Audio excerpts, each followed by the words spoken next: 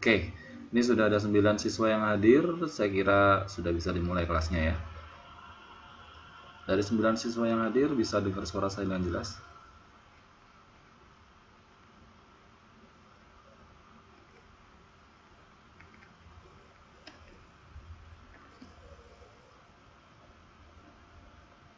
Cek 1, 2, 3, bisa dengar suara saya dengan jelas?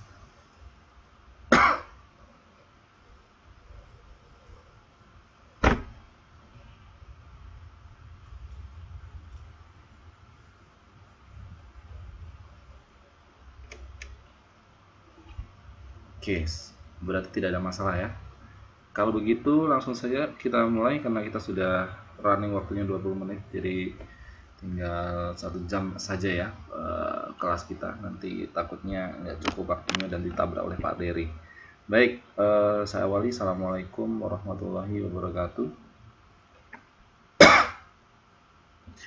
Selamat malam saya ucapkan kepada seluruh siswa dan siswi dari 9 siswi yang hadir ya. Selamat datang, selamat berjumpa lagi di kelas saya, di kelas IPS. Dimana kelas IPS untuk kelas ini selalu dilaksanakan pada hari Senin malam Selasa pukul 9.00 waktu Taiwan. Dan untuk malam hari ini teman-teman sekalian, kita sudah masuk pertemuan ke-10, itu artinya tinggal 4 kali pertemuan lagi dan kalian akan melaksanakan ujian akhir nasional, saya rasa begitu ya. Karena tidak ada ujian akhir semester untuk kalian, adanya ujian akhir nasional. Saya nggak tahu untuk ujian akhir sekolahnya sudah dibagikan atau belum ke kalian, karena soal untuk IPS ini sudah saya berikan dari zaman kapan itu ya, dari 2 bulan yang lalu atau sebulanan lah. Jadi tunggu saja, kalau nggak salah tanggal 15 Maret ini, 2 hari lagi ya. Masih tanggal 13 ini, jadi tunggu saja. Nanti kalau misalnya ada hal-hal yang ingin ditanyakan terkait dengan soal, ada kendala untuk mengerjakan, silahkan kontak saya. Tapi jangan kontak saya untuk minta jawabannya ya. Oke. Sebentar, saya menghidupkan masih lupakan sekali.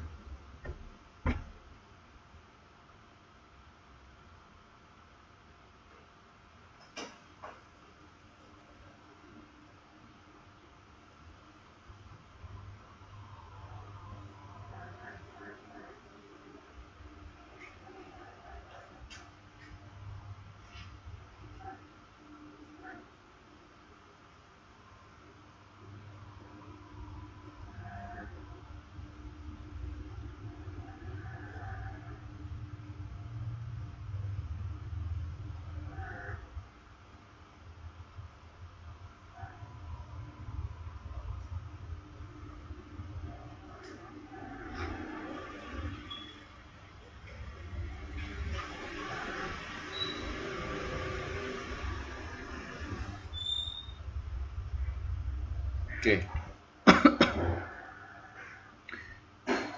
Ya, bagi yang belum selesai, baik itu urusan ujian praktek ataupun apapun itu, silahkan segera diselesaikan ya. Jadi gunakan waktu senggang kalian seefektif mungkin sehingga tugas-tugas penagihan, kemudian ujian-ujian bisa terselesaikan tepat waktu ya. Biar nanti kalian bisa naik ke jenjang kejar paket C ya, gitu. Baik, teman-teman sekalian, seperti biasa sebelum kita mulai materi pelajaran IPS pada malam hari ini, terlebih dahulu marilah kita bersama-sama memanjatkan doa kepada Tuhan Yang Maha Esa supaya apapun yang akan kita pelajari pada malam hari ini bisa berjalan dengan tertib, bisa berjalan dengan lancar, dan bisa berjalan tanpa halangan suatu apapun. Untuk itu berdoa menurut keyakinan agamanya kita masing-masing, dipersilahkan.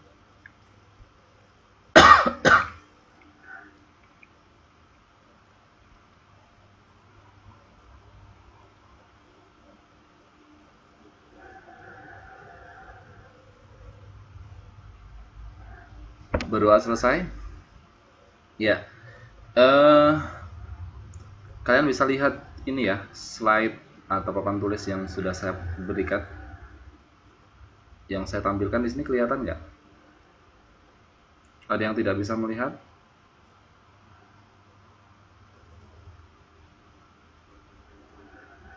Bisa ya? Oke, untuk malam hari ini kita akan melanjutkan dari bab sebelumnya, yaitu masih berkutat dengan bab peristiwa tragedi nasional pasca proklamasi kemerdekaan Republik Indonesia pada tahun 1945. Dan materi untuk malam hari ini merupakan materi terakhir untuk bab tragedi peristiwa internal yang ada di dalam negeri sendiri setelah atau pasca proklamasi tahun 1945, yaitu dikenal dengan peristiwa tragedi nasional G30 SPKI pada tahun 1965, tepat 20 tahun setelah Indonesia merdeka atau Indonesia memproklamirkan kemerdekaan Indonesia pada tahun 1945. Baik, sebelum kita masuk lebih lanjut terkait dengan materi ini, mungkin teman-teman sekalian pernah mendengar istilah Gerakan Nasional G30 SPKI ya, yang mencuat pada tahun 1965, atau paling enggak dengar istilah PKI ya. Gerakan G30 SPKI itu singkatan dari peristiwa tragedi nasional G30 SPKI itu singkatan dari G-nya itu gerakan, 30-nya itu tanggal 30, S-nya itu adalah September. Ya. Jadi kalau kalian pernah mendengar G30 SPKI itu singkatannya adalah Gerakan Tanggal 30 September, yaitu Partai Komunis Indonesia pada tahun 1965. Itu singkatan dari G30 SPKI. Zaman dulu ya, mungkin kalian masih anak-anak ataupun dapat cerita dari ayah ibu teman-teman sekalian atau nenek kakek kalian. Kalau dulu waktu saya masih kecil, waktu presiden kita masih Presiden Soeharto, setiap tanggal 30 September malam itu ya, semalam suntuk karena filmnya itu panjang banget, di TVRI itu selalu ditayangkan film tentang penumpasan G30 SPKI. Jadi biasanya mulai dari jam 8 atau jam 7 malam itu berakhir bisa jam 2 pagi atau jam 3 pagi. Itu. Atau bisa sampai pagi kok. Saya masih ingat betul waktu itu karena saya hidup di desa di Sumatera sana yang punya TV itu cuma di tempat saya dan channelnya cuma TVRI saja waktu itu. Setiap malam 30 September itu rumah saya itu dipenuhi warga untuk nonton bareng. Dan setiap tahun itu selalu diputar dan tidak ada yang bosen ya dilihat. Biasanya kan orang kalau sudah nonton film satu kali bosen ya. Tapi itu enggak, setiap tanggal 30 September sampai saya kelas berapa ya, sekitar kelas 3-4 itu masih diputar filmnya. Jadi itu, kalau kalian masih ingat ya, filmnya tentang itu. Nah ini pelajaran pada malam hari ini lebih, kalau kalian sempat nonton film itu sudah paham tentu saja, mungkin sudah lupa ya. Jadi materi yang akan saya sampaikan itu tentang film itu, tentang cerita kronologis kenapa gerakan 30 SPKI itu muncul sampai penumpasannya, sampai penanggulangannya, sehingga G30 SPKI itu dapat dihentikan. Nah ini ceritanya ada di sini.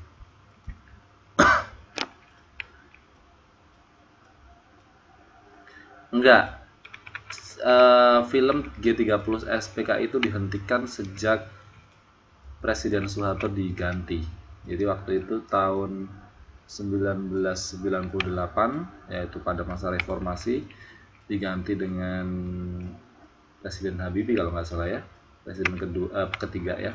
Nah itu sudah tidak ditayangkan lagi. Jadi G30 SPKI itu ditayangkan sepanjang 32 tahun sepanjang Presiden Soeharto menjabat sebagai presiden. Oke, ini yang melatar belakangi terjadinya gerakan 30 September PKI ya. Jadi kondisi politiknya adalah sebagai berikut. Doktrin Nasakom ya, Nasional Komunis yang dikembangkan oleh Presiden Soekarno memberi keleluasaan PKI untuk memperluas pengaruh. Jadi Presiden Soekarno ini di bawah partai Nasakom itu partai komunis ya, itu semakin membuat PKI, Partai Komunis itu memperluas pengaruhnya, memperluas pengaruh PKI tersebut semakin luas ke daerah-daerah di Indonesia. Usaha Partai Komunis Indonesia untuk mencari pengaruh didukung oleh kondisi ekonomi bangsa yang semakin memprihatinkan. Ya, kalian bisa cari di YouTube kok, kayaknya ada itu, filmnya panjang sekali. Jadi di lain sisi kenapa G30 SPKI itu bisa mencuat, karena kondisi politiknya seperti itu ya, Presiden Soekarno memberikan kekuasaan atau keleluasaan kepada PKI untuk memperluas pengaruh-pengaruhnya terhadap daerah-daerah atau wilayah-wilayah semakin luas gitu. Kemudian juga melihat ekonomi bangsa yang semakin memprihatinkan, itu membuat PKI ini untuk melancarkan gencatan senjata lagi untuk merdeka di bawah PKI ya. Nah, dengan adanya nasakomisasi atau disebarluaskannya doktrin Nasakom, Nasional Komunis itu ke daerah-daerah, PKI menjadi salah satu kekuatan yang penting pada masa demokrasi terpimpin bersama Presiden Soekarno dan Angkatan Darat. Justru dengan adanya doktrin Nasakom tersebut, PKI itu merupakan salah satu kekuatan penting dalam era akhir-akhir Presiden Soekarno pada waktu itu.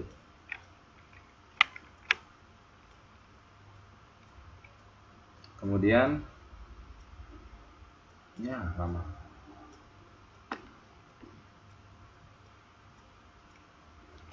Nah, kenapa lama? Tempat saya muter-muter sebentar ya.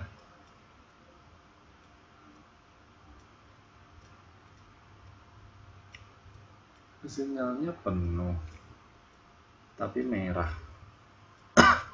Mungkin di tempat kalian ada yang sudah kebuka, tempat saya belum. Nah, oke, sudah kebuka nih.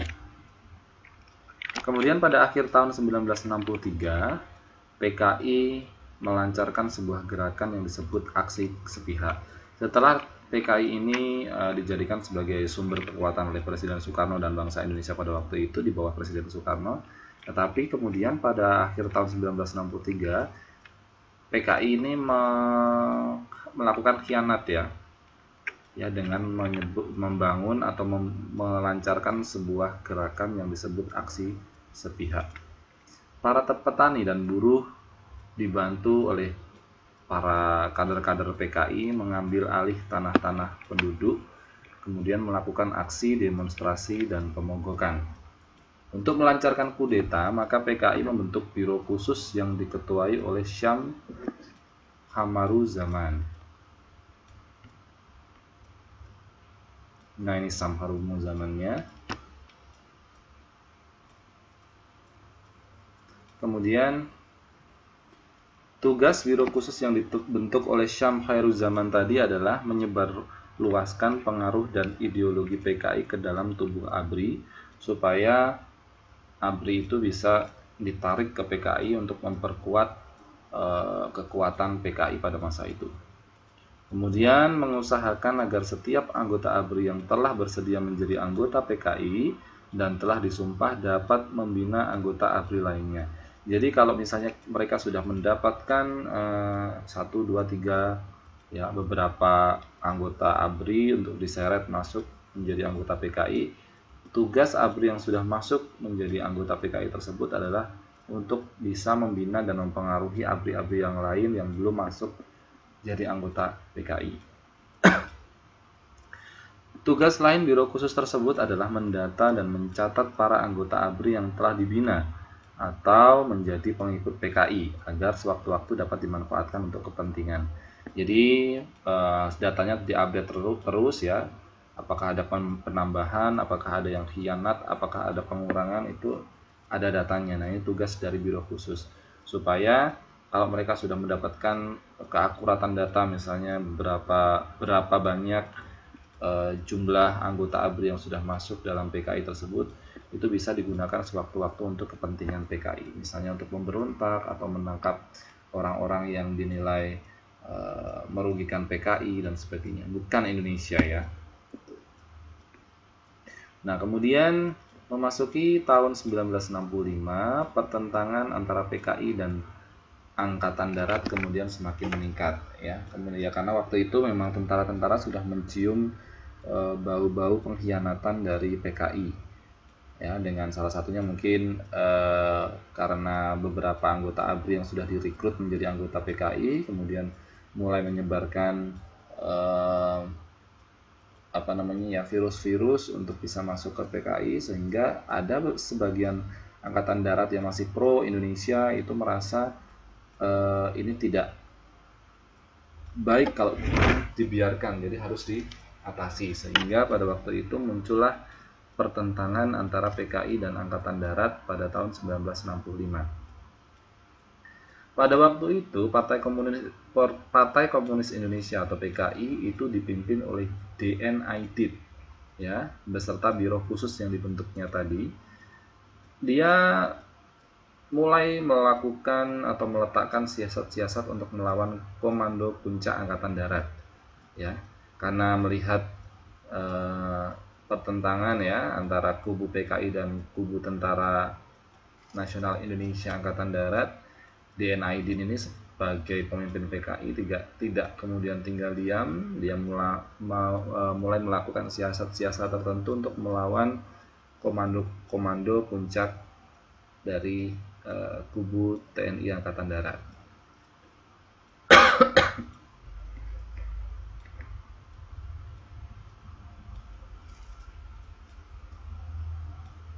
Kemudian siasat-siasat yang ditempuh oleh Biro Khusus PKI yang tadi dipimpin oleh DN Aidin adalah: 1. Memojokkan dan mencemarkan Komando Angkatan Darat dengan tuduhan terlibat dalam persekongkolan konspirasi menentang RI karena bekerja sama dengan Inggris dan Amerika Serikat. Jadi PKI itu mulai menyebarkan isu-isu bahwa Angkatan Darat itu justru bersekongkol dengan Inggris dan Amerika Serikat untuk menentang Republik Indonesia, padahal enggak.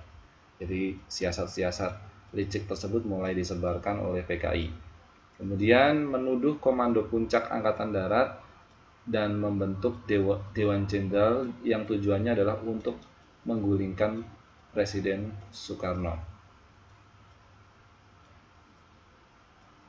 Ya, jadi PKI tadi kemudian menyebarkan isu juga menuduh pimpinan Angkatan Darat telah membentuk Dewan Jenderal yang tujuannya adalah untuk menggulingkan Presiden Soekarno, padahal tidak ya.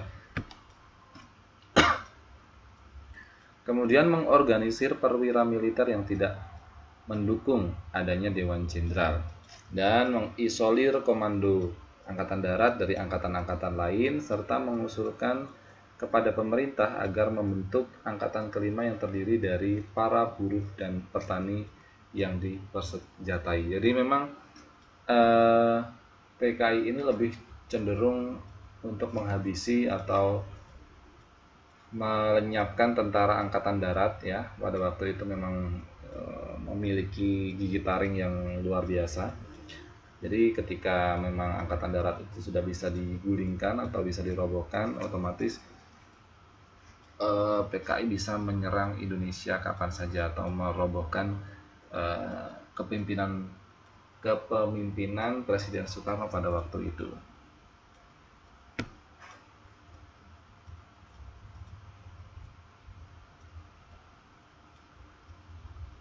Kemudian ya, loadingnya lama sekali. Oke.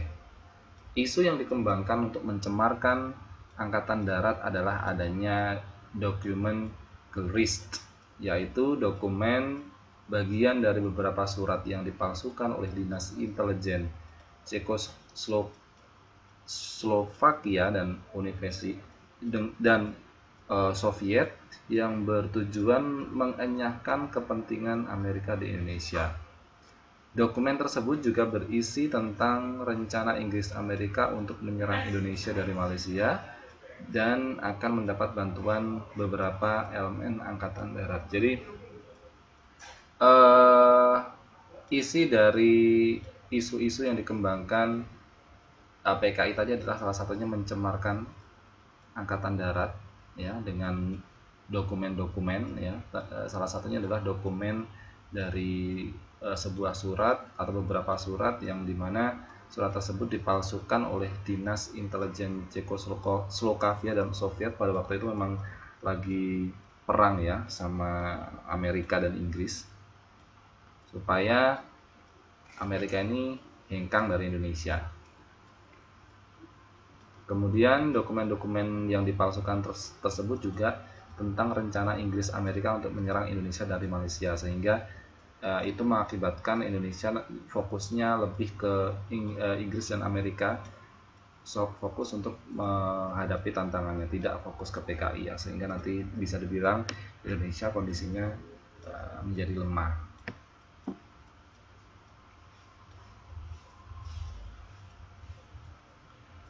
Kemudian ketegangan politik antara PKI dan TNI Angkatan Darat kemudian mencapai puncaknya setelah tanggal 30 September 1965, tepatnya dini hari atau awal tanggal 1 Oktober 1965, sehingga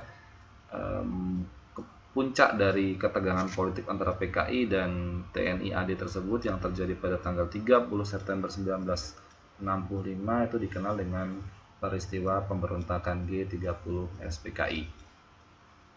Nah, apa yang terjadi pada saat itu? Yang terjadi adalah banyaknya terjadi penculikan dan pembunuhan terhadap para perwira angkatan darat ya, yang kemudian orang-orang yang terbunuh ya, para perwira angkatan darat yang terbunuh pada saat itu sampai sekarang dikenal sebagai pahlawan revolusi ya. Biasanya digunakan untuk nama-nama jalan seperti Jalan Ahmad Yani ya, Pierre Tendean, S. Supratma, kemudian siapa lagi? Nanti ada ya. Sudirman, bukan Sudirman ya. Ya. Seputar penculikan para jenderal angkatan darat, usaha kudeta dan operasi penumpasan. Nah, ini yang akan kita bahas. Peristiwa penculikan dan pembunuhan terhadap para perwira angkatan darat itu dikenal sebagai gerakan 30 SPKI ya, pemberontakan 30 SPKI. Secara rinci, para pimpinan TNI yang menjadi korban PKI sebenarnya ada 10. 8 orang ada di Jakarta dan 2 orang ada di Yogyakarta. Kemudian akhirnya seperti yang sudah saya katakan tadi, bahwa para perwira angkatan darat yang telah berhasil dibunuh oleh para PKI tersebut hingga kini dikenang dengan nama atau sebagai kategori pahlawan revolusi. Nah, siapakah 10 orang tadi, yang 8 orang dari Jakarta dan 2 orang di Jogja? Ini dia. Korban keganasan PKI yang ada di Jakarta tadi ada 8 ya. Yang pertama adalah Pangeran Pangat ya, Letnan Jenderal Ahmad Yani, kemudian Mayor Jenderal S. Parman, kemudian Mayor R. Suprapto, kemudian Mayor Jenderal Haryono, kemudian Brigadir Jenderal D.I. Panjaitan, dan yang terakhir, yang ke-8 adalah Brigadir Jenderal Sutoyo, yaitu yang pada saat itu menjabat sebagai Inspektur Kehakiman atau Auditor Jenderal TNI Angkatan Darat. Itu yang dari Jakarta ya. Ada Ahmad Yani, ada A.S. Parman, ada R. Suprapto, ada Haryono, ada D.I. Panjaitan, ada Sutoyo, ada ada 8 tadi. Nah, siapa saja yang ada di Jogja? Ya.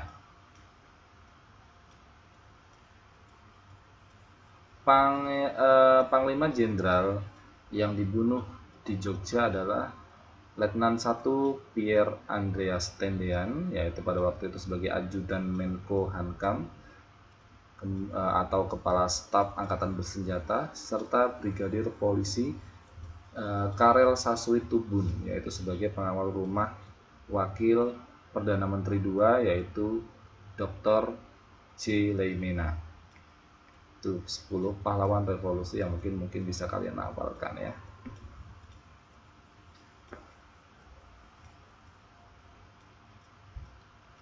Oh maaf, tadi bukan yang di Yogyakarta ya, itu masih yang di Jakarta. Sorry, saya ulangi lagi ya.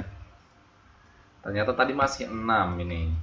1, 2, 3, 4, 5, 6. Jadi yang di Jakarta itu ada Ahmad Yani, ada S. Parman, ada R. Suprapto, ada Haryono, ada Panjaitan, ada Sutoyo, kemudian ada Pierre Tendean, dan Brigadir Polisi Karel Saswitubun ini berhasil dibunuh di Jakarta.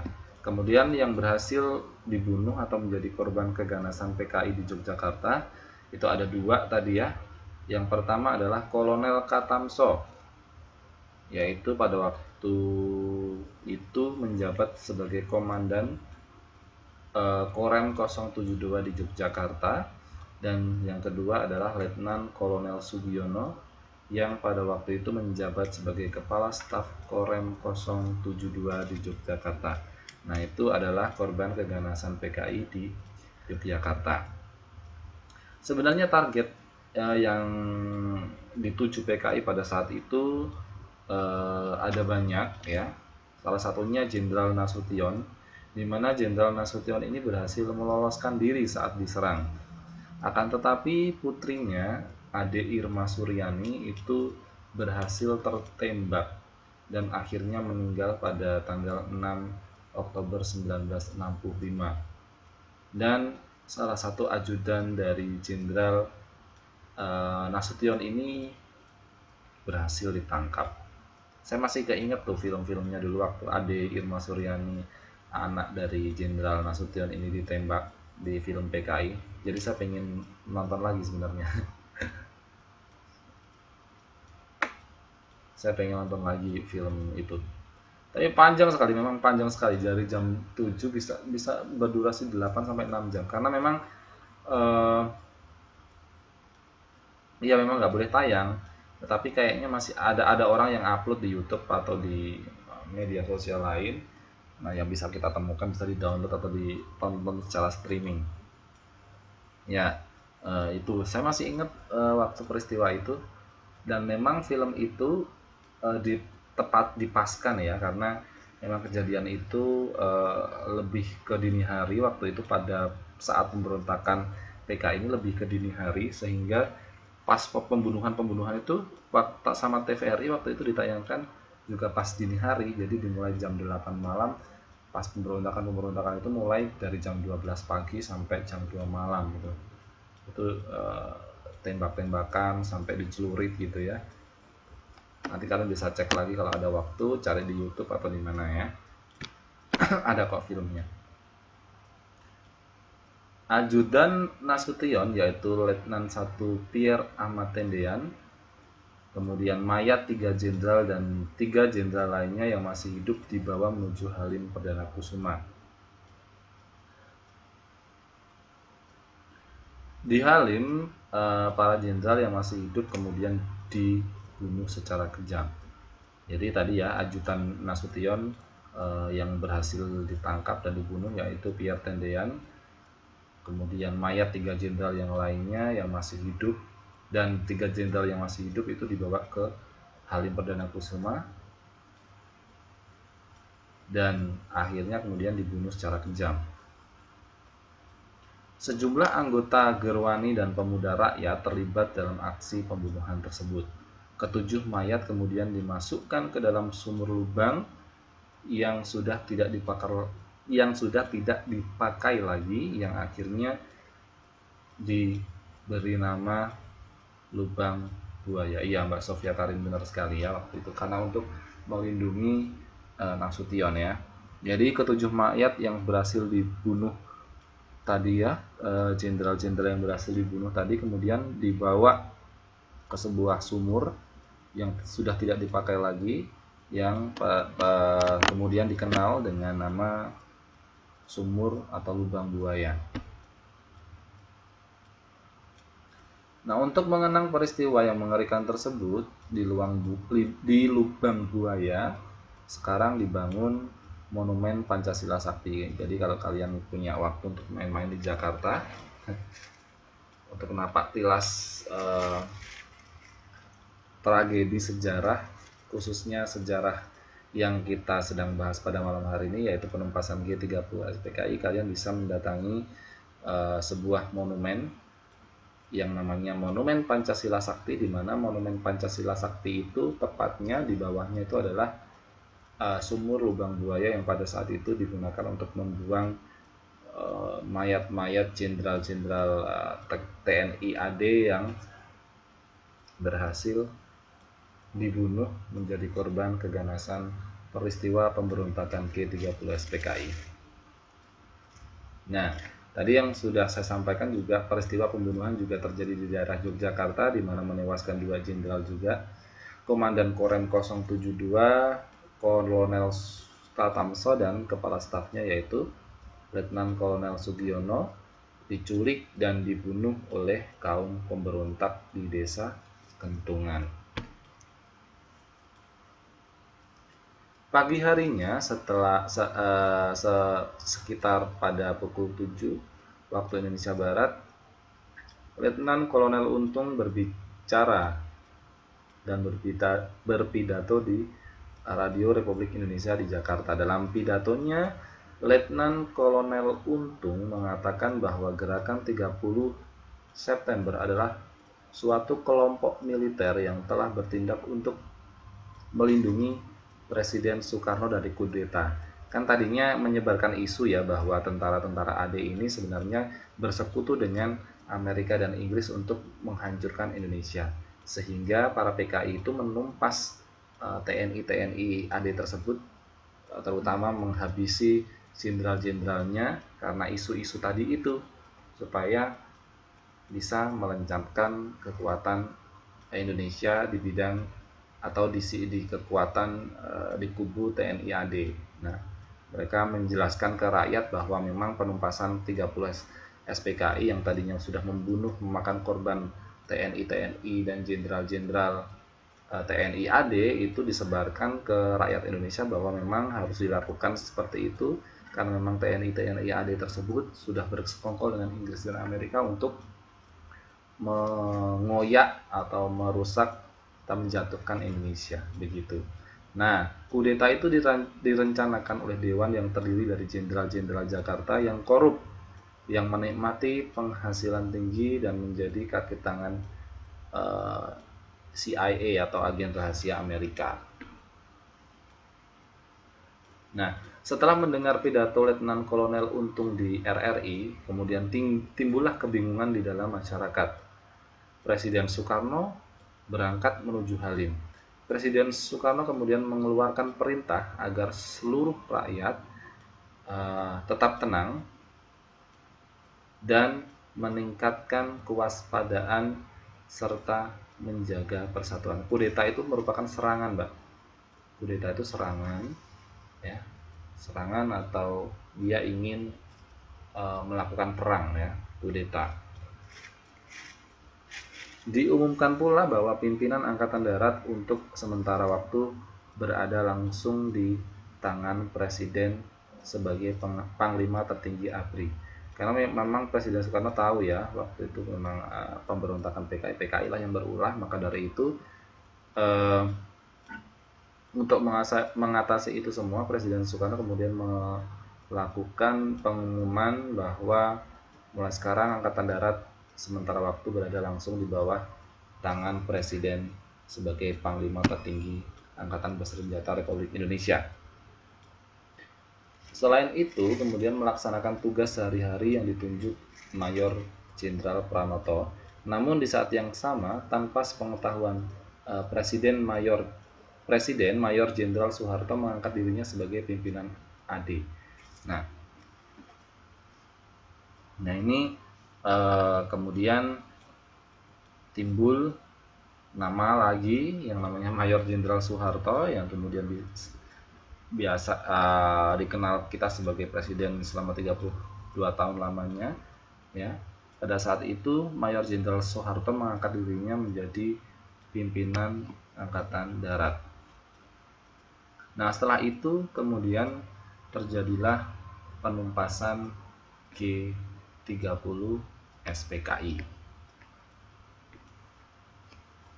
Pada tanggal 2 Oktober 1965, Presiden Soekarno memanggil semua panglima Angkatan Darat ke Istana Bogor. Dalam pertemuan tersebut, Presiden Soekarno mengemukakan masalah penyelesaian yang seharusnya dilakukan untuk menumpas G30 SPKI itu sendiri.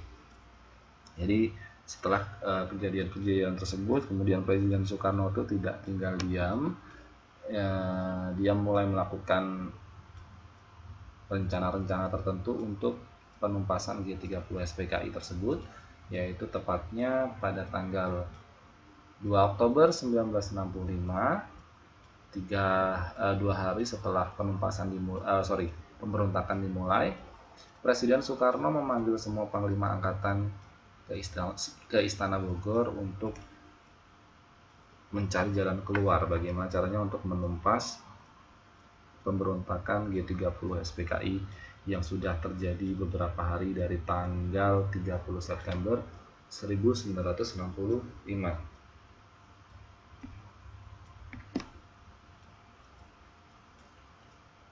Dalam rangka penyelesaian G30 SPKI, Presiden kemudian menetapkan kebijaksanaan. Yang pertama adalah penyelesaian aspek politik akan diselesaikan sendiri oleh Presiden. Kemudian penyelesaian aspek militer dan administratif diserahkan kepada Mayor Jenderal Pranoto. Kemudian penyelesaian militer teknis, keamanan dan ketertiban diserahkan kepada Mayor Jenderal Soeharto. Berikut penumpasan G30 SPKI dari aspek militer. Jadi pada saat itu memang tidak hanya masalah keamanan saja yang mencuat, bahkan beberapa aspek di dalam tubuh Indonesia sendiri itu sangat kritis ya, seperti aspek-aspek politik. Ya, tidak ada lagi politik yang sehat, semuanya diselesaikan dengan kekerasan dan sebagainya. Kemudian dalam aspek militer juga terjadi simpang siur, terjadi tumpang tindih, tidak seimbang gitu ya. Kemudian di bidang administratif, pengorganisasian lembaga-lembaga yang ada di dalam negara pun juga tidak kuat ya, sehingga perlu dilakukan revitalisasi atau pembaruan atau penyelesaian dari masalah-masalah tersebut dengan menunjuk orang-orang tertentu sebagai penanggung jawab untuk menyelesaikan masalah-masalah yang terjadi dalam tubuh Indonesia itu sendiri. Seperti tadi, penyelesaian aspek politik itu dipegang langsung oleh Presiden Soekarno sebagai pemimpin negara yang dia memiliki tanggung jawab untuk menyelesaikan huru-hara politik yang terjadi pada tahun 1965 tersebut ya. Kemudian aspek militer dan administratif itu diserahkan kepada Mayor Jenderal Pranoto, di mana kita tahu aspek militer pun juga tidak dalam keadaan fine atau baik-baik saja, tapi pada masa itu sudah mulai banyak kehilangan kekuatan ya, sehingga perlu diselesaikan karena memang ancaman itu memang pada saat itu gencar-gencarnya memang dari dalam negeri ya, tetapi kalau misalnya kekuatan dari dalam negara itu kosong ya ataupun tidak kuat, itu akan menjadi target empuk bagi bangsa lain yang notabene sebelum proklamasi atau sebelum tahun itu banyak sekali negara-negara yang masuk ke Indonesia untuk menjajah atau menduduki Indonesia itu sendiri, sehingga perlu diselesaikan secepat mungkin ya. Jadi untuk aspek militer, untuk menambal atau memperbaiki kekuatan di bidang militer, baik itu isu-isu pengkhianatan dan sebagainya, itu dipegang oleh Mayor Jenderal Pranoto. Nah, ini yang pada saat itu sedang gencar-gencarnya yang berhubungan dengan gerakan 30 SPKI itu dipercayakan atau diserahkan kepada Mayor Jenderal Soeharto untuk menumpas gerakan 30S PKI dari manapun ya, termasuk dari aspek militer ya, dari tubuh militer sendiri. Karena tadi sudah saya katakan bahwa ada beberapa orang militer yang sudah masuk ke PKI dan dia mengkhianati Kesatuan Negara Republik Indonesia dengan bergabung dengan PKI dan untuk menyerang Indonesia itu sendiri lewat PKI, sehingga Mayor Jenderal Soeharto ini yang berasal dari kubu TNI ya, dia merupakan orang tentara ya, ABRI, itu diberikan kepercayaan oleh Presiden Soekarno untuk menumpas gerakan 30 SPKI. Ya, bagaimana penumpasan gerakan PKI dan pembekuan PKI itu sendiri? Yang pertama adalah tindakan Kostrad. Pada hari Jumat, pada tanggal 1 Oktober 1965, Panglima Kostrad Mayor Jenderal TNI Soeharto melakukan tindakan penumpasan gerakan PKI karena pengkhianatan orang-orang PKI terhadap bangsa Indonesia, dan mereka telah melakukan pembunuhan terhadap jenderal-jenderal, sehingga perlu ditumpas ya. Tanggal 3 Oktober tahun 1965 sekitar pukul 17 atau pukul 5 sore ditemukan timbunan darah dan sampah yang diperkirakan sebagai tempat penguburan. Kemudian dilakukan penggalian terhadap timbunan tanah dan sampah tersebut dan ternyata adalah sebuah sumur tua ya, yang disebut dengan lubang buaya tadi sebagai tempat pembuangan mayat dari pahlawan revolusi tadi ya, ditanami pohon pisang. Kemudian yang dilakukan untuk pembubaran atau penumpasan G30 SPKI adalah dengan adanya tuntutan massa dalam pembubaran PKI. Yang pertama, reaksi partai politik dan organisasi massa. Partai politik maupun organisasi massa belum menentukan sikap karena sama sekali tidak mengetahui apa yang sebenarnya terjadi dan latar belakang terjadinya peristiwa G30 SPKI, karena terlalu banyak isu tadi ya, terlalu banyak isu yang diisukan kepada masyarakat, sehingga masyarakat itu cenderung bingung mana yang benar, mana yang salah gitu.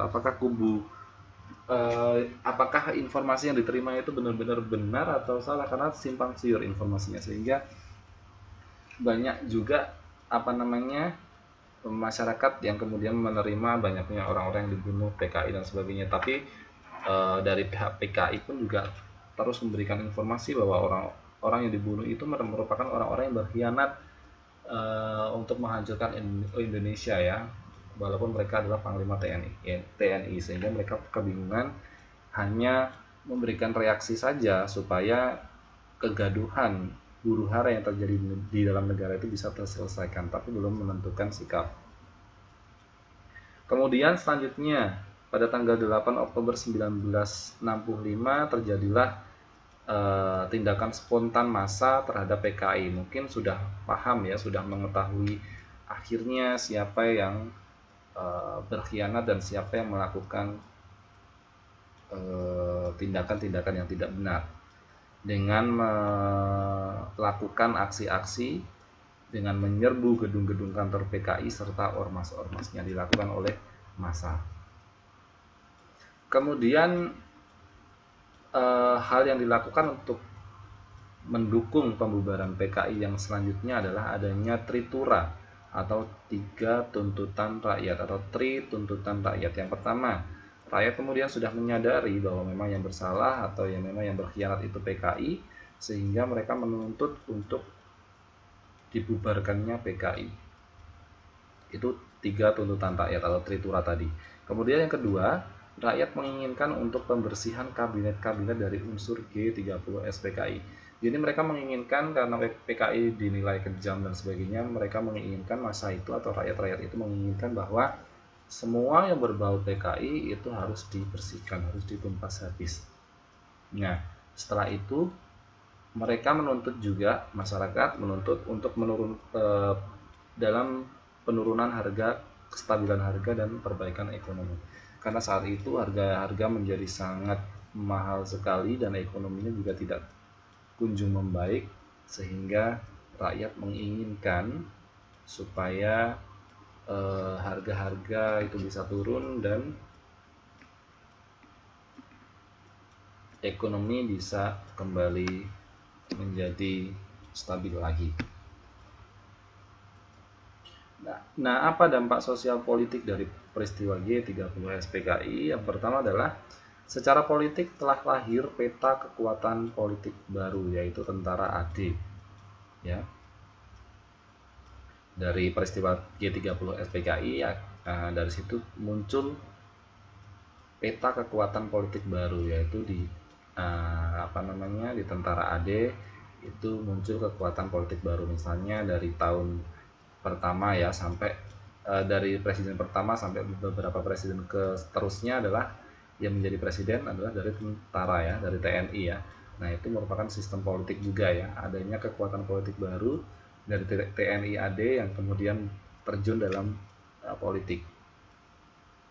Sampai bulan Desember tahun 1965, PKI telah hancur sebagai kekuatan politik di Indonesia, sehingga kemudian bisa ditumpas dan bisa dihancurkan.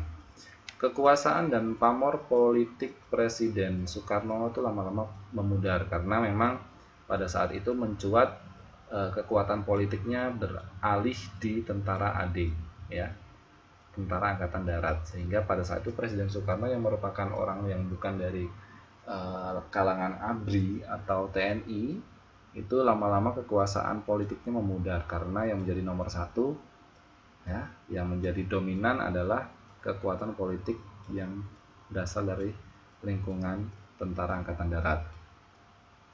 Secara sosial telah terjadi penangkapan dan pembunuhan terhadap orang-orang PKI atau yang dianggap PKI, yang tidak semuanya melalui proses pengadilan dan jumlahnya yang relatif banyak. Jadi pada masa itu kalau kalian masih ingat ya, pemutihan atau apa ya namanya ya, waktu itu saya masih mengalami, bapak saya masih cerita, jadi ada orang yang tiba-tiba menghilang terus kemudian ditemukan mayatnya ya, dan akhirnya beberapa hari kemudian diisukan bahwa memang dia keluarga PKI, kemudian keturunan PKI, seperti itu. Walaupun tidak dilakukan dalam proses pengadilan atau dengan dibunuh ya, kemudian pada waktu itu kemudian muncul kebijakan-kebijakan sehingga sampai lama sekali ya bahwa yang merupakan keturunan PKI itu tidak bisa mendapatkan pekerjaan, tidak bisa mendaftarkan PNS. Saya sampai punya teman itu yang saya kurang tahu silsilah keluarganya, tapi menurut rumor ya, dia tuh sangat kasihan sekali ya, kasihan sekali memang. Sebenarnya orangnya baik dan sebagainya, dan apa ya, rajin dan sebagainya, karena dia itu menurut rumor tuh menjadi keturunan PKI, jadi apa-apa dipersulit begitu. Jadi untuk pengurusan KTP hidupnya tuh dipersulit, jadi dia hidup di negara sendiri ya, tapi tidak hidup dalam negara sendiri, seperti tidak hidup dalam negara sendiri karena apa-apa dipersulit, sampai mendaftar PNS untuk mendapatkan sekolah yang baik itu sangat susah. Nah, itu dampaknya sampai segitunya. Nah, ini kesimpulannya sebelum saya akhiri. Jadi setelah penumpasan PKI itu berakhir, kemudian itu menjadi akhir dari Orde Lama. Orde Lama itu adalah orde pada pemerintahan Soekarno ya, yang tadi yang ditandai oleh tragedi nasional yang disebut dengan Gerakan 30 September yang dilakukan oleh Partai Komunis. Hal ini merupakan usaha pengganti Pancasila dan Undang-Undang 45 dengan ideologi komunis. Inilah bahaya terbesar bagi Pancasila dan Undang-Undang 1945 yang pernah dialami oleh bangsa Indonesia, sehingga perlu dibasmi. Jadi memang PKI itu lahir dengan tujuan untuk mengganti ideologi atau mengganti dasar negara Republik Indonesia yang tadinya Pancasila dan Undang-Undang Dasar 1945 diganti dengan ideologi komunis, di mana mereka menganggap Tuhan itu tidak ada dan sebagainya. Nah, itu kan tidak sesuai dengan kepribadian bangsa Indonesia. Sehingga bangsa Indonesia pun memberontak karena tidak sesuai dengan ideologi komunis yang mereka tawarkan untuk mengganti Pancasila dan Undang-Undang Dasar 1945. Sehingga setelah PKI itu setelah berhasil ditumpas dan dibasmi, akhir Orde Lama dan lahirlah kemudian Orde Baru. Yaitu Orde Baru itu adalah orde atau zaman pemerintahan Presiden Soeharto yang akan kita bahas di kesempatan minggu depan. Oke, ini yang bisa saya sampaikan teman-teman sekalian, waktunya pas, masih 2 menit lagi. Saya kira bisa kita gunakan untuk persiapan di kelas selanjutnya. Ya, gitu saja ya yang bisa saya sampaikan teman-teman sekalian. Mudah-mudahan malam hari ini ada manfaatnya dan teman-teman sekalian bisa flashback lagi ke sejarah lalu. Jadi kalau ingin memperdalam lagi tentang cerita PKI, kalian searching sendiri ya untuk filmnya. Biasanya orang-orang kalau membaca itu lebih susah, tapi kalau belajar dengan menonton film lebih cepat nangkapnya ya. Karena orang-orang beda-beda, kadang dengan visual atau kadang-kadang dengan audio visual dan sebagainya. Baik, kalau tidak ada yang ditanyakan, kita tutup saja pertemuan pada malam hari ini dengan berdoa menurut keyakinan dan agama kita masing-masing. Berdoa dipersilahkan.